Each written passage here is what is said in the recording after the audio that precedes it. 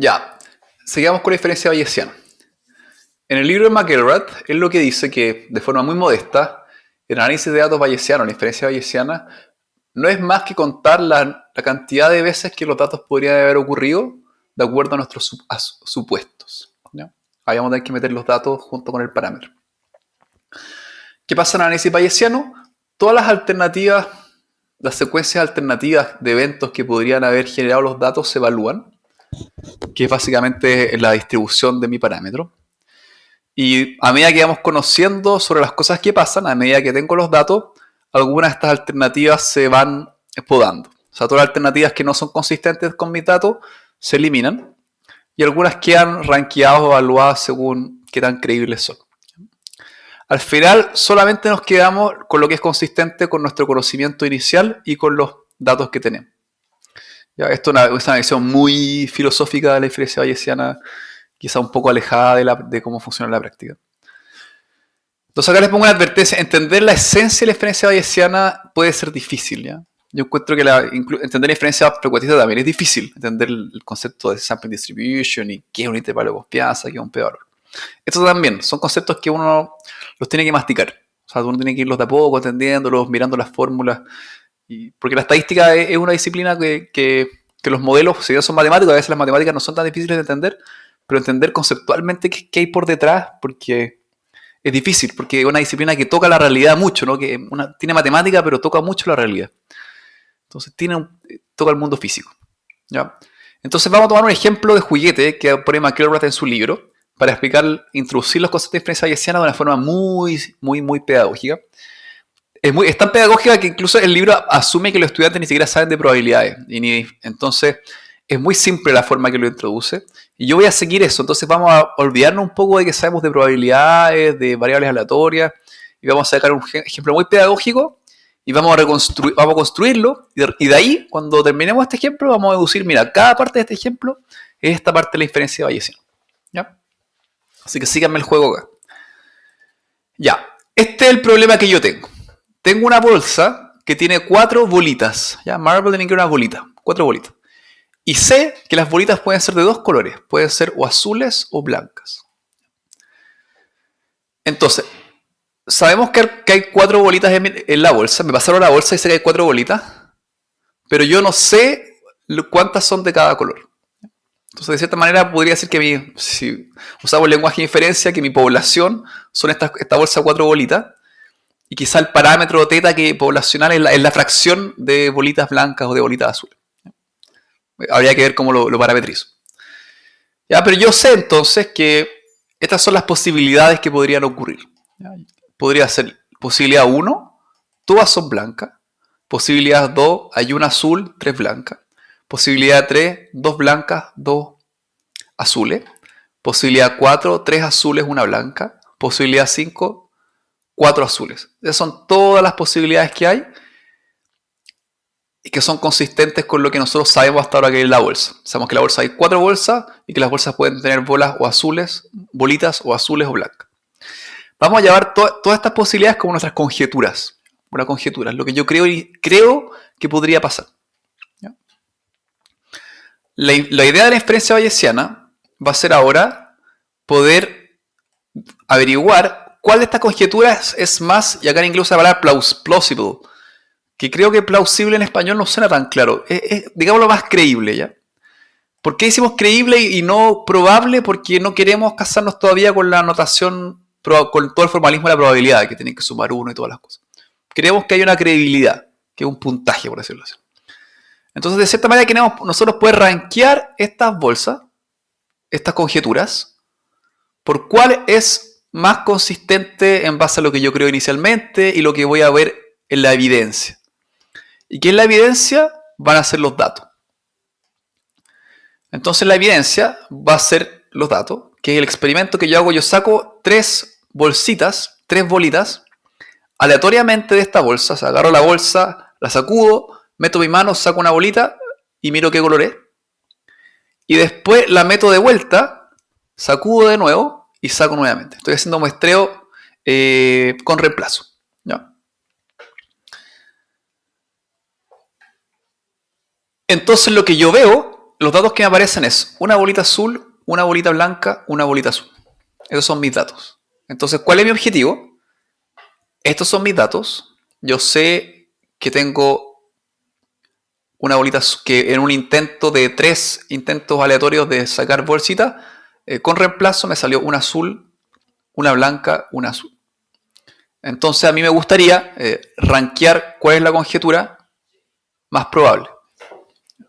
Si pensáramos en inferencia,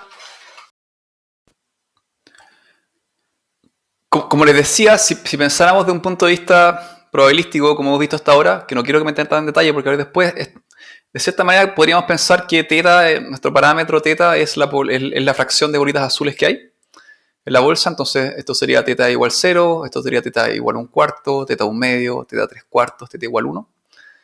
Y uno quisiera, entonces podría pensar que el rankear conjeturas es parecido a construir la likelihood, ¿no? La función verosimilitud, en base a mis datos. Entonces probablemente la que maximizaría la verosimilitud sería 2/3, pero 2/3 si fuera continuo, ¿no? Teta, pero como es discreto, creo 2/3 no está la opción acá. Entonces habría que ver cuál de estos es más consistente con mis datos. Pero no quiero hablar mucho de likelihood todavía, sino pensar esta idea. Estas son mis conjeturas, mis creencias iniciales sobre la cantidad de bolitas azules que hay en mi bolsa. Estos son mis datos. Y quiero rankear mis conjeturas en base a mi credibilidad, ¿ya? Plausibilidad, digámosle credibilidad. Aquí va a ser un puntaje. Y el puntaje va a tener que ver con la consistencia que tiene la conjetura con respecto a los datos, que es la evidencia. Ya, esa es la idea. Ya. Entonces, ¿qué vamos a hacer? ¿Cómo usar los datos para inferir lo que hay en la bolsa? Que es básicamente el paradigma de la inferencia que hemos tenido siempre. Tengo un dato muestral, quiero inferir una información poblacional. Entonces vamos a partir evaluando una conjetura cualquiera. Y vamos a ver qué tan consistentes con los datos. Vamos a tomar esta de acá, la segunda. ¿Ya? Que hay una bolita azul y 3 blancas. ¿Ya? Voy a tomar esta conjetura y voy a ver qué podría darme esta conjetura en el experimento de sacar 3 bolitas al azar con reemplazo. ¿Ya? Y después cuando vea todas las combinaciones de cosas que me podría dar, que me podría salir, vamos a ver cuáles son consistentes con mis datos. Y ese va a ser el score, que es la credibilidad, la plausibilidad de esa conjetura.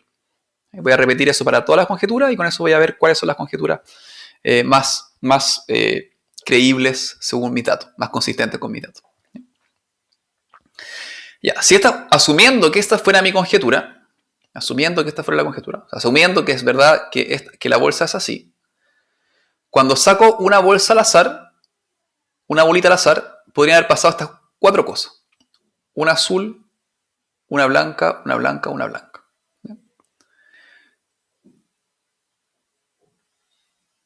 Ya, tenemos que notar entonces que aunque las bolitas blancas se ven igual y no las podemos distinguir desde el punto de vista de los datos, son eventos distintos. Sacar la bolita azul blanca segunda no es lo mismo que la blanca tercera. Y eso al final me dice que tengo más probabilidades. Según esta conjetura, cuando saco una cosa al azar, tengo 3 veces más probable sacar una blanca que una azul.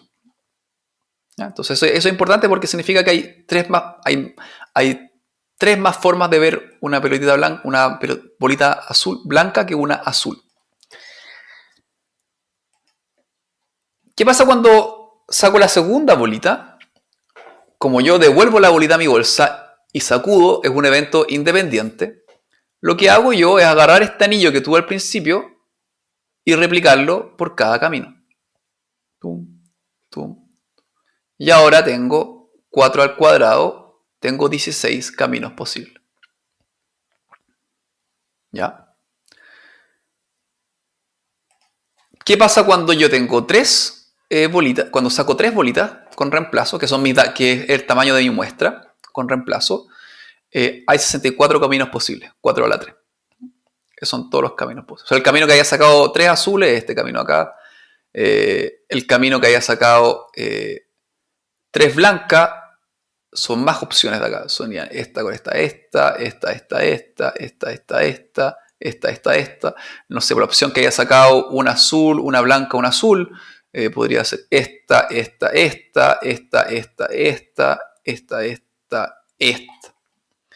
¿ya? Entonces, ¿qué quiero decirles con eso?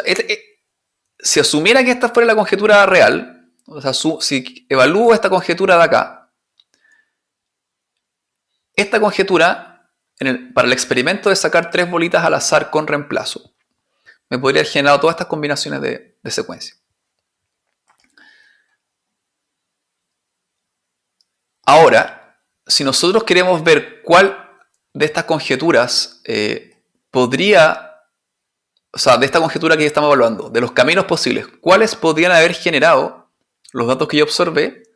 Algunos de estos caminos se eliminan lógicamente. Por ejemplo, como la primera bolita fue azul, todos los caminos iniciales de bolita blanca se eliminan.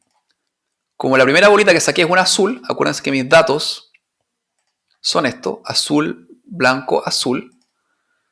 Como saco un azul, todos estos caminos al tiro mueren, porque no son consistentes con mis datos.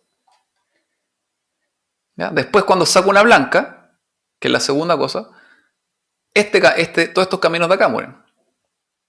Entonces serían estos caminos consistentes con mis datos. Y cuando saco una tercera azul, los caminos que quedan consistentes con mis datos son este y este.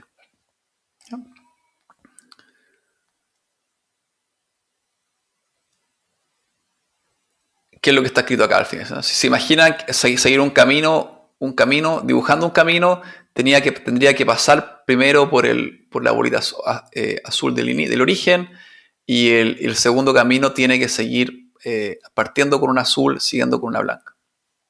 ¿Ya?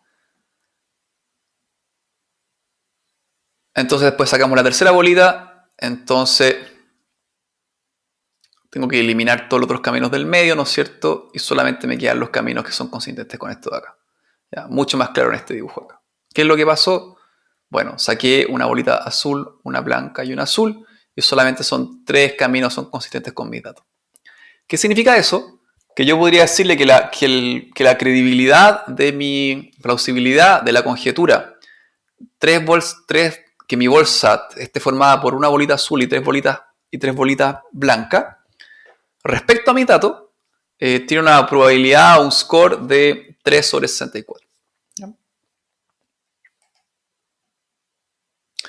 No podemos estar seguros cuál de estos caminos realmente nuestros datos tomaron. No sabemos porque las bolitas blancas son indistinguibles.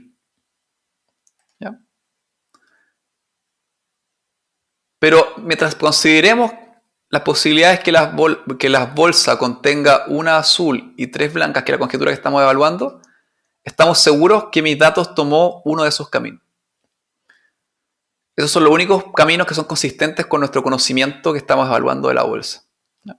Que es la conjetura que estamos evaluando. Y los datos. ¿Ya? Entonces, son los únicos caminos que son consistentes con la conjetura, que es la que yo parto asumiendo cierta, y mis datos. Y eso nos muestra que hay 3 de 64 formas de que esta conjetura haya producido mis datos. ¿Ya? No podemos decir cuál de esos caminos fue, pero sabemos que hay 3 formas. ¿Ya? Hasta ahora lo único que pudimos hacer es calcularle un puntaje a una conjetura. Pero el poder inferencial real viene cuando yo comparo estos conteos para todas las conjeturas, para los mismos datos. O sea, para los mismos datos evalúo todas las conjeturas y las ranqueo por su consistencia con los datos. ¿Ya? ¿Cómo lo tendría que hacer? Siguiendo esta lógica, tendría que tomar para cada conjetura, tendría que hacer un dibujito así y eliminar todos los caminos que son inconsistentes con mi dato. Como ya sé que vi tanto un azul como vi 2 azules y una blanca, ya sé que este caso de acá, todas blancas y todas azules, tienen 0 formas de generar mi dato. No hay forma de generar. Si mi conjetura que todas las bolitas son blancas, no puede generar estos datos de ninguna forma. Y mi conjetura de que todas las bolitas son azules tampoco puede generar mis datos de ninguna forma. Entonces, esta conjetura ya la evaluamos y tenía 3 de 64. Me quedan estas 2 conjeturas de acá. la mitad son azules o 3/4 son azules. ¿Cuál creen ustedes que va a ser más consistente con mis datos? No es trivial. Mucho más fácil hacerlo con el dibujo. Ya, háganlo con el dibujo.